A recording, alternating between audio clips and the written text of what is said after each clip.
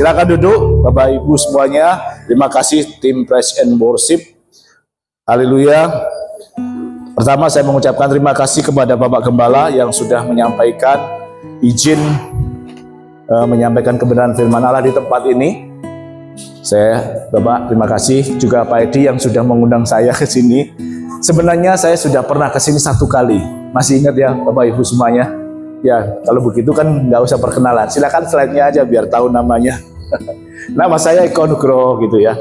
Ya, saya pernah sekali dulu diajak Pak Edi, tapi puji Tuhan ini adalah kedua kalinya kita bertemu kembali. Saya tidak mengikuti tema di GBI Bapak Gembala karena saya pikir udah saya pakai tema yang lain. Kalau di GBI hari ini adalah tentang mengatasi kejenuhan. Saya dari GBI Sentro, saya bersama tim yang selalu menemani saya, Ibu Rachel, Pak Tris, kemudian Pak Didin, dan tim dari Praise and Worship yang luar biasa, Pak John dan Pak Toto. Waduh, luar biasa. Baik, Bapak Ibu, kita menyingkat waktu karena kita perlu memberitakan kebenaran firman Tuhan. Hari ini saya memberikan judul tentang mengenai kebebasan, kemenangan bagi yang tertindas. Ya, apa sih yang saya maksudkan dengan hal itu? Dan saya tidak masuk ke dalam tema GBI, tapi saya mencoba untuk membicarakan kepada Bapak Ibu semuanya tentang Hana. Ada yang belum kenal Hana? Nah, kenal ya, tahu ya kisah Hana ya. Jadi saya bisa langsung jalan dan Bapak Ibu bisa langsung menyimak. Kita tahu sekilas Hana ini adalah istri dari Pak John, bukan. dari Elkana. Dari Elkana, dan dia karena Elkana punya 2 istri, yang satu bernama Penina. Puji Tuhan, berarti luar biasa di tempat ini. Namun kita tahu bahwasanya Hana ini seringkali diolok-olok. Hana ini menderita sengsara karena apa? Karena dia tidak memiliki keturunan. Karena dia dikatakan sebagai orang yang mandul, tidak memiliki keturunan. Ya, kita akan melihat kisah ini, Bapak Ibu Saudara, bagaimana kisah Hana ini mendapatkan berkat yang luar biasa. Bagaimana kisah Hana ini bisa menjadikan teladan bagi kita di dalam situasi dan kondisi yang menimpa dalam kehidupan kita. Karena apa? Situasi dan kondisi ini bisa terjadi kepada setiap orang. Mungkin tidak seperti Hana yang mandul, tetapi kita tahu banyak sekali permasalahan-permasalahan kehidupan yang sering kali terjadi juga di dalam kehidupan kita. Ya, tidak dapat dipungkiri bahwa dalam kehidupan kita ini juga sering diperhadapkan kepada berbagai masalah, baik itu masalah ekonomi, sakit penyakit, rumah tangga, pekerjaan, apapun masalah bisnis. Saat menghadapi masalah, hal yang penting yang harus kita lakukan adalah sikap kita. Bagaimana kita bersikap dan bagaimana kita berdoa. Karena sikap kita itu penting. Ada orang yang bersikap mengatakan saya lebih baik menyerah terhadap masalah. Ada orang yang mengatakan saya menyerah kalah. Ada orang yang mau tetap tegar meskipun ada masalah itu yang menghimpit kehidupannya. Dan ini, sikap ini adalah pilihan. Kita mau memilih tegar atau kita mau memilih menyerah. Tetapi kalau kita mau tegar, ada tambahan di dalam doa, karena doa itu melibatkan Allah dalam kehidupan kita. Amin. Apakah setelah berdoa langsung dijawab? Seringkali tidak demikian. Tetapi dengan kita berdoa, kita mendapatkan hikmat supaya kita bisa memiliki jalan keluar dari permasalahan yang kita hadapi.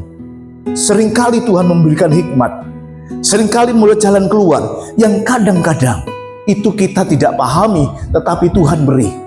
Dan pada saat Tuhan memberikan hikmat kepada kita, kita mendapatkan kemenangan yang daripada Tuhan. Itu yang terjadi kepada Hana. Hari ini kita akan mempelajari kisah Hana ini. Hana juga memiliki permasalahan-permasalahan yang banyak. Dan boleh dikatakan permasalahan yang dihadapi Hana adalah permasalahan yang tumpang tindih. Next. Kenapa kok dikatakan tumpang tindih? Akan permasalahan cuma satu, mandul. Ya, di dalam 1 Samuel 1:15 dikatakan meskipun ia mengasihi Hana, yang dimaksud adalah Elkana, ia memberikan kepada Hana hanya 1 bagian sebab Tuhan telah menutup kandungannya. Bapak Ibu Saudara, kalau kita akan mandul, Seorang suami istri yang baru menikah atau yang sudah menikah, tentu salah satu kerinduannya adalah untuk mendapatkan keturunan. Dan itu adalah menjadi target. Bagi seorang wanita, anak-anak yang lahir dari rahimnya adalah satu kebanggaan sebagai satu anugerah yang luar biasa, betul?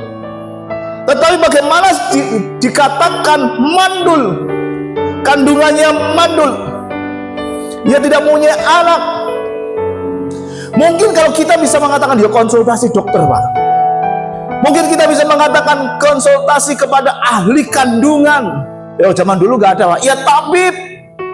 Kalau tabib gak ada, ya dikatakan orang pintar, mungkin dikasih jamu-jamu dan seterusnya, upaya-upaya yang dilakukan oleh manusia. Banyak orang mengatakan upaya ini supaya dia bisa melahirkan keturunan baginya, karena itu adalah sesuatu hal yang dibanggakan di dalam satu keluarga. Itu menjadi upaya, dan inilah yang menjadi akar masalah yang dihadapi Hana. Kenapa yang masalahnya jadi tumpang tindih? Karena pada saat dia mandul, itu ada berkembang di dalam masyarakat. Yang kedua adalah dianggap aib, dianggap aib di dalam masyarakat. Karena Hana hidup dalam struktur masyarakat Israel yang pada waktu itu merendahkan perempuan mandul dan dianggap sebagai aib, dianggap sebagai tercela. Orang yang tidak mempunyai keturunan dianggap perempuan yang tercela, yang terkutuk, dan itu adalah satu kehinaan. Dan kita tahu, Bapak Ibu Saudara, pada saat dia sudah merasakan dan melihat itu budaya yang berkembang di masyarakat, struktur masyarakat di situ masih dibuli oleh penyu, diolok-olok oleh madunya. Itu betapa kita bisa melihat sakit hatinya, betapa kita bisa melihat bagaimana dia dilecehkan. Meskipun Elkana mungkin itu memberikan perhatian yang lebih kepada Hana daripada Penina, tetapi kita bisa melihat tentu gak bisa adil terhadap istri-istrinya, baik itu disadari atau tidak disadari oleh Elkana. Ya, mesti dikatakan Elkana mengasihi Hana, tetapi kita bisa melihat kemungkinan itu tidak bisa adil. Dan hal ini tentu berbeda dengan kondisi masyarakat sekarang. Di dalam perkawinan masyarakat sekarang banyak orang menunda melahirkan, tidak mempunyai anak. Ya, di zaman modern, di kota-kota besar, bahkan di luar negeri dikatakan menunda untuk memberikan keturunan. Ini berbeda dengan kisah Hana. Tetapi meskipun demikian, orang dalam perkawinan modern yang tidak punya anak juga dinilai ada satu kekurangan. Jadi baik di dalam dunia modern atau di dalam masyarakat pada waktu itu sebagai kekurangan, dianggap sebagai satu kelemahan, kehinaan, aib. Nah, kemudian tumpang tindih yang ketiga adalah dibully. Next, bullying. Dibully, dikatakan di sini, demikianlah terjadi dari tahun ke tahun. Setiap kali Hana pergi ke rumah Tuhan, menyakiti hati Hana sehingga ia menangis dan tidak mau makan. Lalu Elkana suaminya berkata kepadanya, Hana, mengapa engkau menangis dan mengapa engkau tidak mau makan? Mengapa hatimu sedih? Bukankah aku lebih berharga bagimu daripada 10 anak laki-laki? Ini rayuan dari Elkana. Rayuan dari Elkana untuk memberikan keturunan dan seterusnya. Tetapi bulian ini yang membuat Hana sakit hati. Setiap tahun mereka berangkat ke Silo untuk mempersembahkan korban ya kepada Tuhan. Mereka beribadah ke Silo. Mungkin antara tempat Hana berdiam dan Silo itu jaraknya tidak terlalu jauh, hanya 24 km. Tetapi dengan cara ini dikatakan seperti terlalu jauh dan terlalu memberatkan bagi Hana. Kalau di rumah, mungkin dalam rumah besar, meskipun tinggal serumah, Hana bisa bersembunyi di dalam kamar, hanya bisa lari dari Penina. Tetapi pada saat di rumah Allah, dia berjalan bersama ke Silo 24 km, selalu diejek, dihina oleh Penina. Kemudian duduk di dalam rumah ibadah. Di situ dikatakan gak mungkin Elkana kemudian Hana Penina jauh-jauhan. pasti dekat. Dan itu menyakitkan hati Hana, sehingga dia menangis dan tidak mau makan. Di dalam ayat ke-16 dikatakan, tetapi madunya itu menyakiti hatinya supaya ia gusar, karena Tuhan telah menutup kandungannya. Jadi memang sengaja untuk menyakiti Hana ini supaya dia gusar, dia marah. Ya, itu terjadi. Dan betapa kita melihat tersiksanya Hana di dalam kondisi seperti ini. Namun kita lihat di sini Bapak Ibu Saudara, Hana belajar untuk sabar menghadapi semuanya ini. Hana belajar untuk menerima keadaannya. Hana berusaha untuk mau menjadi kuat. Hana berusaha untuk tegar menghadapinya, menghadapi kenyataan yang terjadi. Ya, meskipun itu menyusahkan hati, meskipun dia sangat direndahkan martabatnya. Kalau mau ditanya, siapakah sih yang mau dimadu? Gak ada. Meskipun dia gak punya keturunan, dia gak akan mungkin juga mau dimadu. Tapi kita bisa melihat di sini, nasi sudah menjadi bubur. Elkana sudah mengambil istri Penina, ya, untuk menjadi istri keduanya. Dia nggak bisa lari lagi. Nasi sudah menjadi bubur. Jadi dia harus bisa menghadapi, tidak bisa melarikan diri. Dia harus menelan pil pahit kenyataan hidup yang seringkali membuatnya tidak nyaman. Seringkali kita pun juga nggak bisa menghadapi kenyataan, karena banyak hal kejadian yang kita alami dalam kehidupan kita. Kita terhimpit dengan situasi dan kondisi. Bahkan mungkin masyarakat sekitar juga menyelecehkan kita. Tidak ubahnya kehidupan kita seperti Hana. Kita dihimpit seperti itu. Kita harus menelan pil pahit dengan kondisi situasinya. Ya, masalah yang tumpang tindih senantiasa terjadi. Satu masalah belum selesai, masalah yang lain datang. Lalu apa yang dikerjakan oleh Hana? Hana datang kepada alamat yang tepat. Next, Hana datang kepada Tuhan. Dikatakan 1 Samuel 1 ayat 9 sampai 10 dikatakan, pada suatu kali setelah mereka habis makan dan minum di Silo, berdirilah Hana sedang Imam Eli duduk di kursi dekat tiang pintu bait suci Tuhan, dan dengan hati pedih ia berdoa sambil menangis terseduh-seduh. Di sini kita bisa melihat Hana hanya mencurahkan isi hati kepada Tuhan. Dia sangat pedih. Dia berdoa dengan menangis terseduh-seduh kepada Tuhan. Hal pertama yang kita pelajari di sini adalah Hana mengadukan perkaranya kepada Tuhan. Hana mau fokus kepada Allah saja. Hanya mau mencari Tuhan karena dia tahu bahwasanya penderitaannya sudah sampai ke ubun-ubun, gitu katakanlah ya. Sudah disumsum. Sudah sangat menyakitkan. Tidak bisa dia lakukan sendiri, maka dia fokus kepada Allah dan minta pertolongan dari Allah. Buktinya apa? Dikatakan di sini Hana menangis terseduh-seduh. Hana menangis terseduh-seduh kepada Tuhan. Ya, dia tidak mau makan. Dan kalau sudah begitu, suaminya bingung. Kalau nggak mau makan, nanti bagaimana pulangnya ke rumah? Tentu Hana akan menjadi sangat lemah. Ya. Di sini kalau kita bisa melihat ada beberapa poin yang dapat kita pelajari, Bapak Ibu Saudara. Ya. Ada beberapa poin yang kita akan lihat di sini. Yang pertama kita lihat di ayat selanjutnya 12 sampai 16 ya. Kita baca dulu. Ketika perempuan itu terus-menerus berdoa di hadapan Tuhan, ya, maka Eli mengamat-amati mulut perempuan itu. Dan karena Hana berkata-kata dalam hatinya dan hanya bibirnya saja bergerak-gerak, tetapi suaranya tidak kedengaran, maka Eli menyangka perempuan itu mabuk. Lalu kata Eli kepadanya, berapa lagi engkau berlaku sebagai orang mabuk? Lepaskanlah dirimu daripada mabukmu. Tetapi Hana menjawab, bukan tuanku, aku seorang perempuan yang sangat bersusah hati. Anggur ataupun minuman yang memabukkan tidak aku minum, melainkan aku mencurahkan isi hatiku di hadapan Tuhan. Janganlah anggap hamba ini sebagai perempuan dursila, sebab karena besarnya cemas dan sakit hati aku berbicara demikian. Bapak Ibu, kita lihat di sini ada Eli yang duduk di tiang, imam. Ya, Imam Eli duduk di tiang di bait Allah di situ. Dia sedang mengamati Hana yang sedang berdoa kepada Tuhan. Dia tadi mengatakan yang pertama adalah mengadukan halnya kepada Tuhan. Di sini mulutnya komat kamit, dilihat oleh Imam Eli. Hanya ngomong saja, tetapi tidak ada suaranya. Selamat datang Pak Edi. Dia hanya berbicara, dia mengamati mulutnya, bibirnya saja yang bergerak-gerak.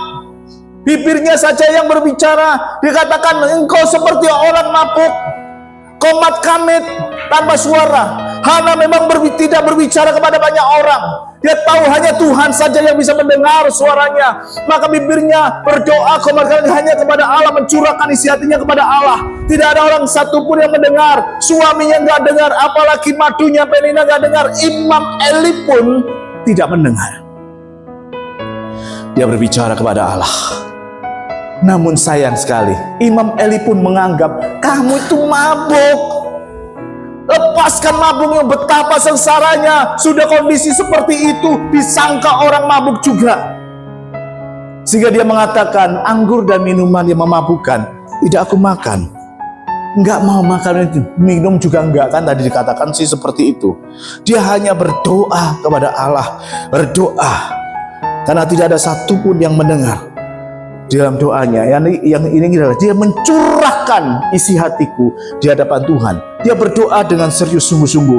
Apa sih maknanya kalau dengan berdoa dengan sungguh-sungguh? Seperti hanya kita. Next, di dalam 1 Tesalonika 5 ayat 17 dikatakan ayat yang paling singkat, tetaplah berdoa. Ayat ini mungkin berbicara bahwa kita harus terus-menerus berdoa, tiada henti. Lupa kan nggak kerja, Pak kan nggak melakukan aktivitas. Bisa secara harafiah dikatakan begitu dia berdoa secara terus-menerus. Tetapi kita juga bisa mengatakan dengan arti yang lain, hatinya terpaut dengan Tuhan, hatinya terhubung dengan Tuhan. Meskipun dia melaksanakan aktivitas, dia terhubung dengan Allah. Saya nyetir Surabaya Sidoarjo, seringkali tiap hari saya seringkali mengikuti pujian, mengikuti firman dari radio yang saya setel di kendaraan. Saya terhubung dengan Allah, tapi sambil aktivitas. Kadang saya juga mengucap syukur kepada Allah dalam doa pada saat saya masih nyetir. Itu yang dikatakan sebagai terhubung dengan Allah. Sehingga tidak perlu kita harus terus-menerus, bisa juga diartikan seperti itu. Tetapi ada satu hubungan ya yang jelas. Bukan hanya secara fisik tiada henti, tetapi dia mencurahkan hatinya kepada Tuhan, mencurahkan semua isi hatinya kepada Tuhan. Hana tidak pernah mengeluh tentang Tuhan, tetapi Hana mengeluh kepada Tuhan. Ada bedanya enggak ya kira-kira dari perkataan ini? Hana tidak pernah mengeluh tentang Tuhan, tetapi Hana mengeluh kepada Tuhan. Ada tahu bedanya? Oh, ada kata tentang dan kepada. Bukan itu yang saya maksudkan. Saya membedakan ayat ini dengan dua kata, karena dia dikatakan di ayat sebelumnya tadi bahwasanya Hana mencurahkan isi hati kepada di hadapan Tuhan. Hana tidak mengeluh tentang Tuhan. Dia mencurahkan kedalaman hatinya kepada Allah. Dia curahkan, dia curhat kepada Allah terhadap semua masalah yang dia hadapin, terhadap segala sesuatu yang dia diperlakukan oleh orang-orang yang tidak adil. Ini berbeda dengan mengeluh tentang Tuhan. Kalau kita mengeluh tentang Tuhan, ini yang seringkali kita lakukan, Bapak Ibu dan saya lakukan. Kenapa mengeluh tentang Tuhan? Tuhan, mengapa kok aku mandul? Tuhan, mengapa berkatku cuma segini? Tuhan, mengapa kok aku tidak dapat pekerjaan yang lebih baik? Tuhan, kenapa usahaku bangkrut? Tuhan, mengapa? Ini mengeluh tentang Tuhan. Seringkali kan kita melakukannya. Tanpa sadar kita mengeluh, mempersalahkan Tuhan di dalam hati. Tetapi Hana tidak pernah mengeluh tentang Tuhan. Dia mencurahkan hatinya, mengeluh kepada Tuhan. Dia mau curhat kepada Tuhan. Dia curhat kepada Tuhan. Bapak Ibu Saudara, saya kemarin ada di kantor. Tiba-tiba seorang dari Sekwan, security wanita, saya di bidang security, datang kepada saya begini, Pak, saya mau mengundurkan diri. Oke, gak apa-apa, kenapa mengundurkan diri? Saya banyak masalah. Habis itu dia nangis, saya kasih tisu. Saya dibully suami saya selingkuh dan melakukan hubungan seks di depan saya. Itu sudah kurang lebihnya begitu. Saya bercurhat sama orang tua menyalahkan saya dan mengatai-ngatai saya pelacur dalam bahasa Jawa yang kasar. nangis seperti itu. Ya saya cuma karena dia dari seberang, saya cuma kata, berserahlah kepada Tuhan yang kamu sembah. Yang mengagetkan adalah, Pak, Tuhan itu ada tah? Padahal dia memakai kerudung. Saya kaget dia mengatakan Tuhan itu ada. Makanya kenapa kok saya memiliki kisah ini? Malam hari itu saya buat khotbah ini. Besok paginya dia datang kepada saya. Jadi dia yang pertama saya khotbahin. Ada nggak Tuhan, Pak? Jawabannya kira-kira gimana? Lu ada. Buktinya mana? Wong saya nggak kenal. Saya nggak mengatakan ada Tuhan atau tidak. Memang Tuhan nggak ada. Bingung kan jawaban saya? Loh, kaget ya? Loh, katanya Bapak hamba Tuhan. Saya tanya ada nggak Tuhan? Memang Tuhan nggak ada. Tidak mengenal Tuhan. Dia mengatakan tidak mengenal. Memang Tuhan tidak. Saya tidak mengenal Tuhan. Kok bisa, Pak? Saya tidak pernah mengenal Tuhan, tetapi saya mengalami Tuhan dalam hidup saya. Saya tidak kenal Jokowi. Jokowi gak perlu tentu saya kenal saya, karena saya terlalu jauh. Tetapi saya bisa menikmati karyanya Jokowi dalam hidup saya. Saya katakan begitu. Sama seperti sekarang ini, kalau kamu mau datang kepada Tuhan, datang kepada Tuhan, mencurahkan isi hati kepada Tuhan. Kalau di kekristenan itu seperti hubungan antara Allah dan anak. Makanya di kekristenan ada yang terkenal dengan doa Bapa kami. Kami bisa curhat isi hati kepada Allah. Itu seperti seorang anak kepada Bapa. Jadi kalau saya mengatakan kenal kepada Bapa, enggak. Tapi saya mengalami Bapa itu. Bisa dibedakan? Saya mengalami bagaimana Tuhan menjamah saya. Saya mengalami bagaimana Tuhan tolong saya. Bagaimana Tuhan melawat saya setiap hari. Hana mencurahkan isi hati kepada Tuhan. Dia tidak pernah mengeluh kepada Tuhan. Buktinya apa? Di setiap ayat yang kita next selanjutnya, Mas, tidak dendam. Di setiap ayat yang kita baca di dalam 1 Samuel itu, nanti Bapak semua lihat aja. Tidak ada satupun ayat yang menyebut Penina. Tidak ada satupun dia mengatakan, Tuhan, aku sudah dibuli oleh Penina, aku sudah ditekan oleh Penina, dan Penina membuat aku gusar. Tidak pernah. Tidak ada. Dia mencurahkan isi hati tanpa menyebut nama Penina, sehingga dia dikatakan dia tidak ada dendam kepada Penina. Tidak ada dendam kepada Penina. Karena apa? Dia hanya mencurahkan isi hati tanpa menyebut ada dendam di situ. Nah, kita bisa melihat di sini. Seringkali kita bersalah. Seringkali kita itu melakukan dendam. Ya, seperti murid-murid Yesus gak boleh lewat. Tuhan kalau diizinkan Sabtu itu kirimkan api dari langit. Itu kan? Pernah dengar ayat ini? Sama. Kita bagaimana pada saat disakiti? Oh, bandar mugo, Pak Edi kayak ini. Ya, Pak Edi ya.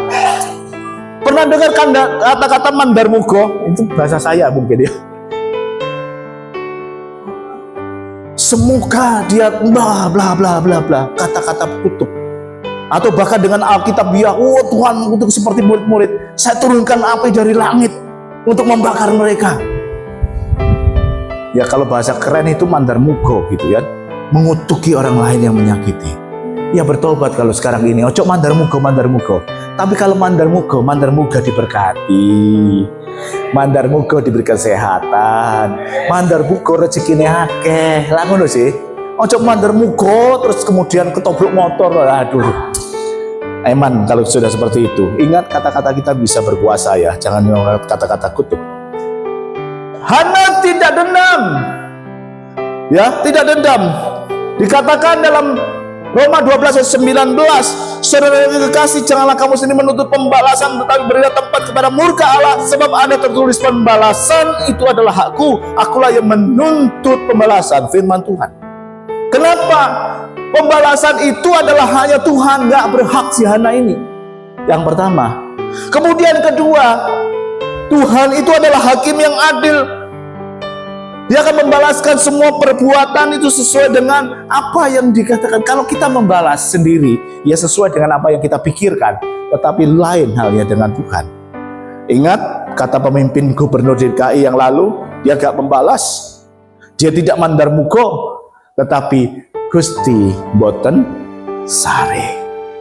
Sama kondisi situasinya sebagai orang Kristen seringkali ditekan, tetapi kita mengatakan pembalasan itu hanya Tuhan.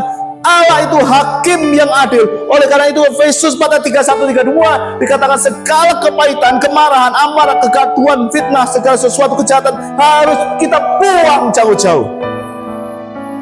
Sebaiknya kita mengasihi satu sama lain dan memberikan pengampunan. Itu yang Allah kehendaki dalam kehidupan kita, sehingga kita memperoleh sesuatu yang baik. Karena pada saat kita dendam, itu bukan memberikan kita kebaikan. Pada saat kita dendam, yang jelas kita sendiri yang rugi. Orang yang kita dendam, yang kita mau marah, dia lagi minum kopi di depan dengan enak, kita sendiri wong iku yo, kita sakit hati lihat dia nyantai di situ. Orang yang kemudian misalnya yang ngemplang utang kita, ya kita kondisi sekarang seperti ini, dia lagi ngopi di warung kopi sambil jagongan rokokan misalnya, enak-enak kita kirim, loh, kita yang rugi, kita yang sesara. Kenapa? Ada akibat dari dendam itu. Yang pertama adalah itu mengganggu kesehatan mental dan fisik kita. Pasti mengganggu kesehatan mental dan fisik kita. Secara psikologis, secara medis itu terbukti dendam itu menyebabkan stres, mempengaruhi kesehatan mental dan fisik kita. Sehingga pada saat kita tidak melakukan yang baik, tidak mengampuni, menyimpan dendam, yang rugi dia sendiri. Itu sama seperti kita memberikan minum racun, kita yang minum racun dan berharap orang lain yang mati. Kenapa? Orang lain yang kita anggap dendamnya nggak minum racun, kita yang meminum racun diri sendiri. Kemudian yang kedua, hal yang kedua adalah menghancurkan hubungan. Kenapa? Ya jelas sekali kalau saya dendam pasti menghancurkan hubungan. Hubungan menjadi nggak bagus, apalagi dalam saudara seiman, itu menjadi nggak bagus, nggak benar. Oleh karena itu kita harus bersikap untuk menjauhkan dendam itu dalam kehidupan kita. Kemudian yang ketiga adalah Hana itu menjauhkan kita dari Kristus. Next, buka aja semuanya. Ya, Heng. Loh, bukan, yang sebelumnya. Sebelumnya ada mengganggu kesehatan mental dan fisik, menghancurkan hubungan dan menjauhkan dari kasih Kristus. Ya, 1 Yohanes 2:11. Barang siapa membenci saudaranya, ia berada dalam kegelapan dan hidup di dalam kegelapan. Ia tidak tahu kemana ia pergi karena kegelapan itu telah membutakan matanya. Next, coba satu kali klik.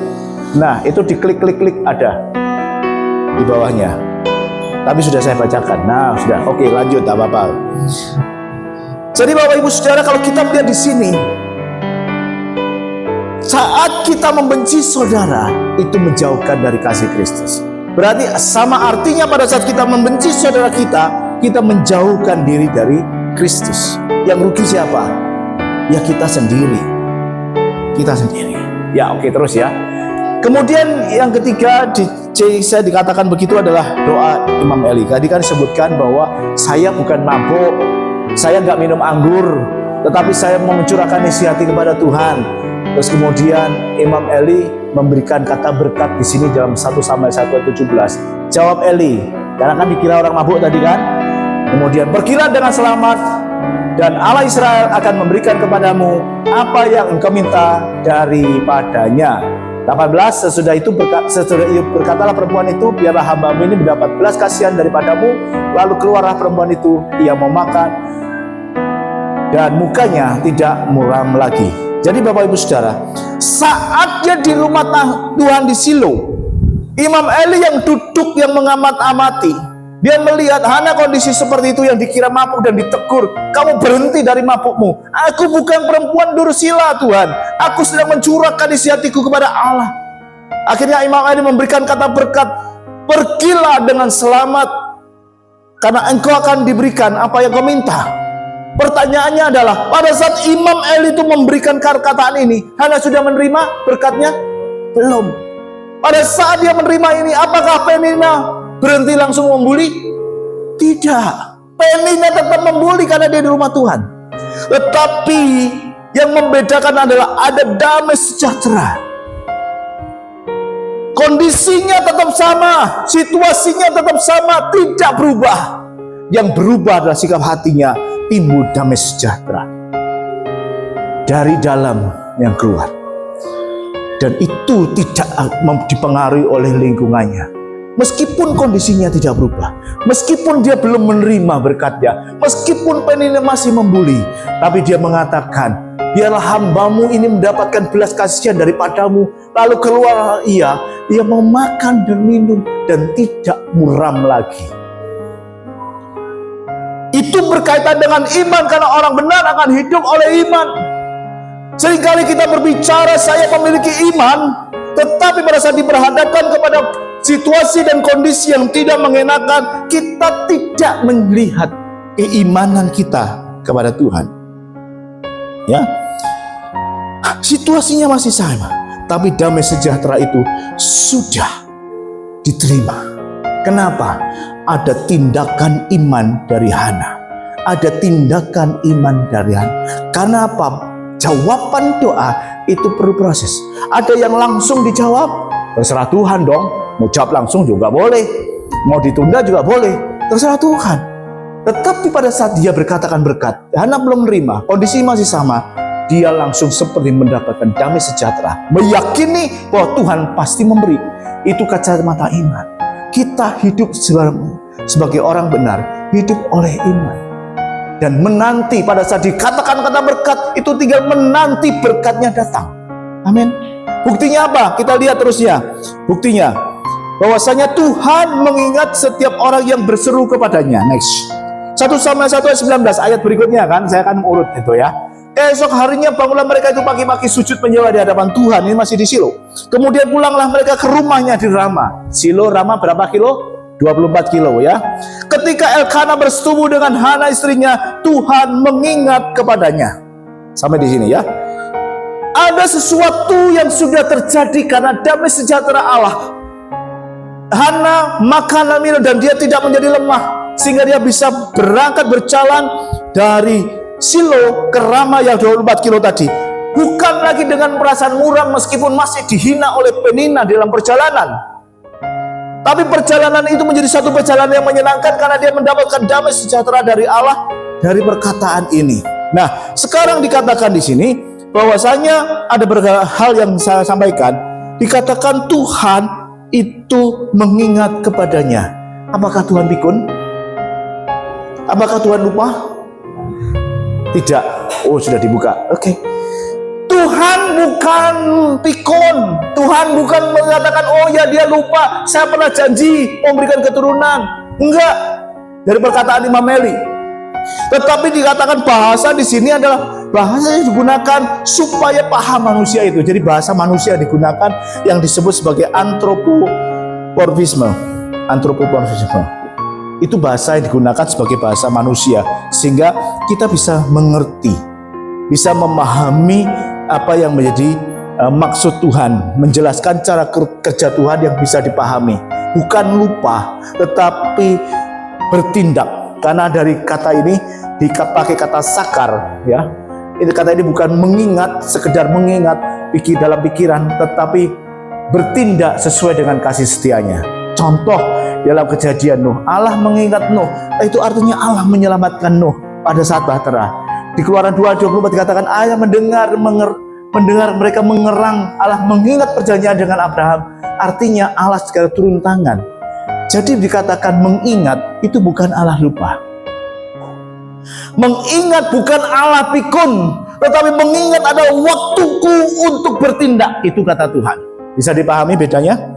Jadi kalau dikatakan mengingat itu bukan karena Allah lupa atau pikun, tetapi bagian Allah, cara Allah untuk menyatakan bahwa inilah tiba waktunya Allah untuk menyatakan kasih setianya. Inilah saatnya Allah untuk bertindak. Bisa dipahami? Oke. Jadi itu yang saya maksudkan. Lalu Allah pikun nih. Jangan. Allah mengingat itu, oh ya sekarang saya punya bertindak. Dia tahu, dia tidak pernah. Apa buktinya? Apa buktinya? Kita lihat buktinya adalah hasil dari iman Hana. Next, yang terakhir ya. Dari perkataan 1 Samuel 1 ayat 19 tadi, kita mendapati akan jawaban doa ketika kita mulai melangkah dengan iman. Ya udah, terserah dibuka semua, bolehlah, supaya tahu nggak ada rahasia di antara kita. Ya, dikatakan tadi ketika Elkana bersetubuh dengan Hana. Mohon maaf, yang di bawah umur ada nggak? Aman ya.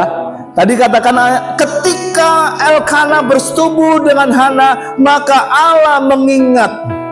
Jadi jangan dikonotasikan negatif ya, karena Alkitab jelas-jelas mengatakan bersetubuh. Jadi saya juga tidak akan mengurangi kondisi itu.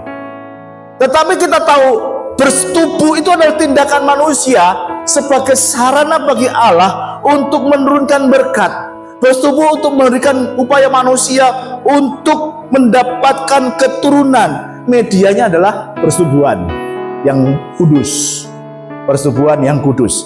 Jadi kalau dikatakan bersetubuh itu adalah cara, sarana, tindakan yang dikatakan tindakan dari, terima kasih Bapak, haleluya, tahu kalau saya kopios.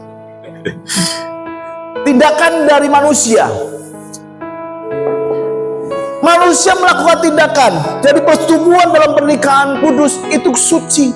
Allah melihat, Allah mengingat, itu sarana untuk memberikan keturunan. Ada banyak orang bersetubuh tapi tidak pernah ada keturunan. Banyak. Karena apa? Ada campur tangan Allah dalam kehidupannya. Ada keterlibatan Allah dan manusia itu bekerja sama. Sama seperti kita bekerja. Kita melakukan pekerjaan kita, menghasilkan berkat-berkat Allah. Itu bukan perusahaan kita yang memberikan berkat, tetapi sarana yang dipakai Allah untuk memberkati kita. Dan kalau kita tahu bahwa persetubuhan adalah sarana bagi Allah untuk memberikan keturunan, itu caranya seperti itu. Tindakan biologis atau bagian dari hukum alam untuk mendapatkan kehamilan adalah dengan persetubuhan. Dan tanpa campur tangan Allah, tidak mungkin juga terjadi adanya sigot. Jadi anak nggak mungkin.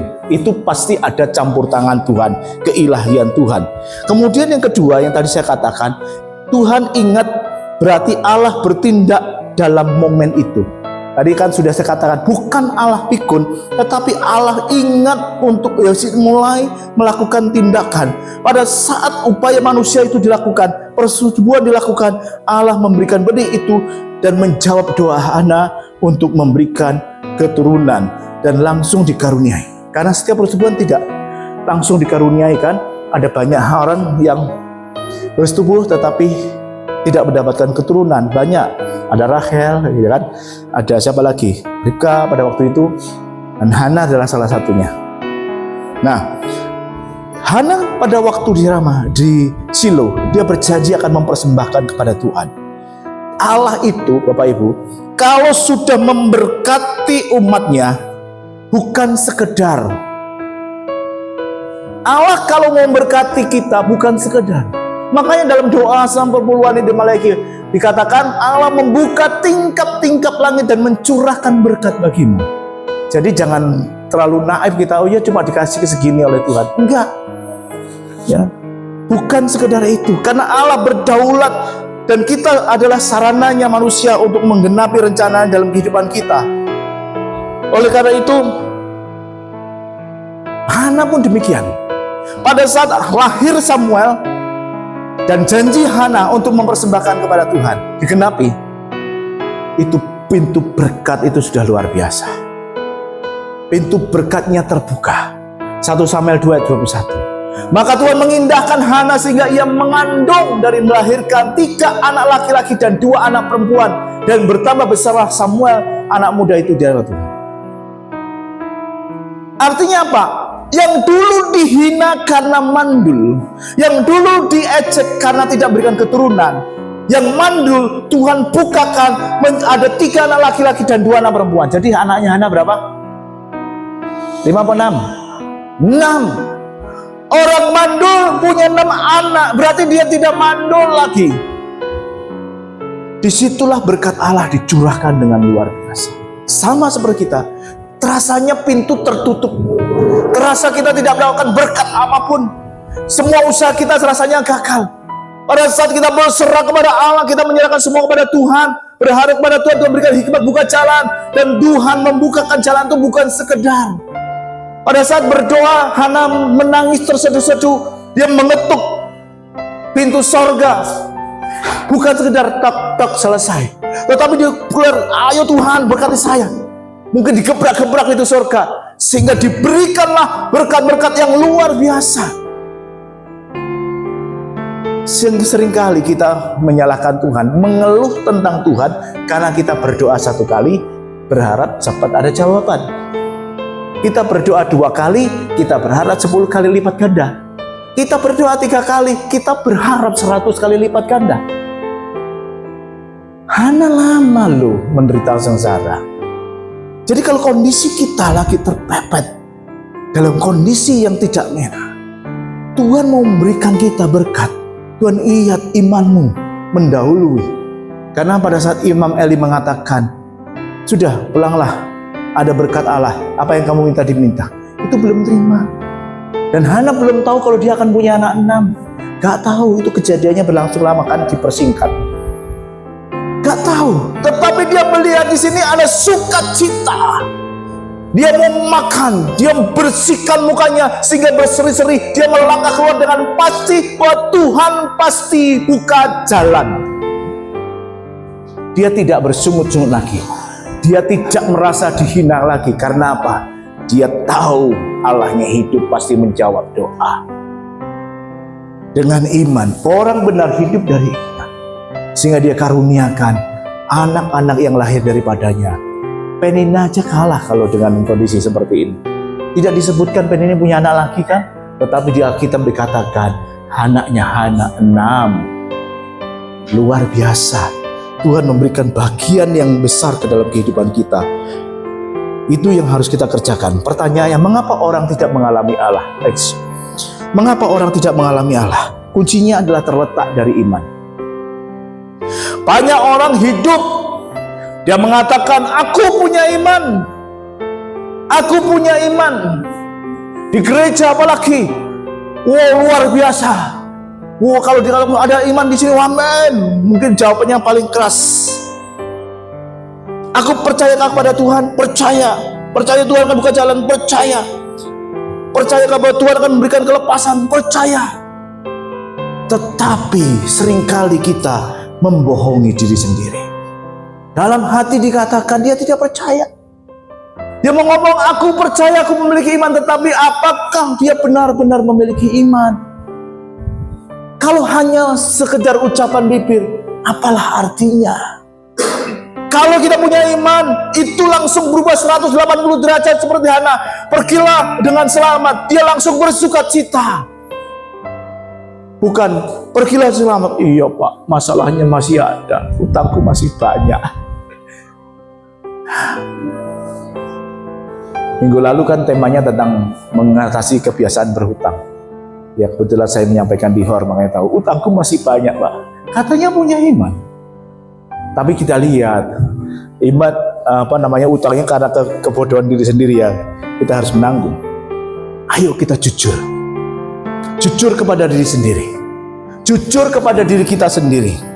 Kita amati kehidupan kita. Kita amati sikap kita. Kita amati cara pandang kita kepada Tuhan. Temukan. Ayo jujur, jangan membohongi diri sendiri. Betulkah kita benar iman pada Allah? Atau sekedar diajak oleh worship leader Pak John yang luar biasa? Terus kemudian amin paling keras. Tetapi dalam hatinya memungkiri, tidak ada kejujuran. Ayo kita amati, benar gak kita punya iman yang benar kepada Allah, sehingga seperti Hana, dia langsung mendapatkan jawaban dari doa. Yang terakhir, nanti saya undang worship leader naik ke atas. Apa sih yang kita kejar? Apa sih yang kita kejar dalam kehidupan kita dewasa ini? Menjelang kedatangan Tuhan yang kedua kalinya, tanda-tandanya sudah sangat jelas sekali. Tanggal waktunya hanya Tuhan yang tahu, tetapi kita bisa melihat tanda-tanda kehadirannya. Apakah kita masih mengejar karir kita? Apakah kita mengejar hubungan kita dengan orang lain, mengejar usaha kita, mengejar sesuatu yang fana dari dunia ini, yang tidak berharga, yang akan ditinggal? Ataukah seharusnya yang kita kejar adalah kualitas kehidupan rohani kita? Perkara yang kita utamakan adalah perkara-perkara yang bisa memberikan pekerjaan Tuhan dilebarkan, ya, memenangkan banyak jiwa. Bapak Ibu jangan khawatir, saya ngomong ini untuk diri saya sendiri. Soalnya kemarin saya sudah di konseling sama Pak Edi. Benar gak Pak? Nah, apa masih mau bekerja? Sudah 58 tahun kita ini, apakah masih mengejar karir? Saya 58 sama Pak Edi. Selamat ulang tahun Pak Edi. Apa masih mengejar karir? Apakah masih mengejar harta? Seharusnya kualitas kehidupan rohani ini yang kita pikirkan. Perkara yang kita utamakan adalah bagaimana agar kita bisa bekerja lebih banyak di ladang Allah untuk memenangkan lebih banyak jiwa. Seharusnya itu yang menjadi kita kejar saat ini. Saya berbicara kepada diri saya sendiri. Kenapa kok saya sampaikan? Ada Pak Hedi di sini, ada tim juga, ada jemaat yang dikasih Tuhan di sini. Biarlah tahun depan ya Pak Hedi ya, saya tidak berkhotbah karena saya masih backgroundnya pastor atau hal yang lain yang ya istilahnya karena tugas-tugas, tapi sudah menjadi panggilan dalam hidup. Doakan kami. Amin. Itu yang ingin saya sampaikan. Jadi dalam segala keadaan, dalam situasi yang tidak mengenakan, saya mengalami kondisi yang tidak enak. Silakan Pak. Itu sudah beberapa tahun. Kalau orang dekat saya tahu, saya selalu sendiri kemana-mana. Ya, karena istri tidak bisa ikut, sakit. Tetapi saya menikmati. Saya justru lebih banyak saya tadi bicara dengan Pak Ami Butris bahwa dalam kondisi ini saya lebih banyak tugas melampaui pendeta gembala sidang. Kenapa? Lalu saya siangnya kerja, malam buat renungan, kemudian melayani ke sana ke sini. Saya tuh lebih banyak waktunya. Oleh karena itu, bagian kita juga sudah menjadi hamba Tuhan harus lebih lagi berkarya untuk kemuliaan Tuhan. Amin. Puji Tuhan, Tuhan Yesus memberkati. Saya cepat kita bangkit berdiri, kita akan nyanyikan satu pujian. Silakan Pak.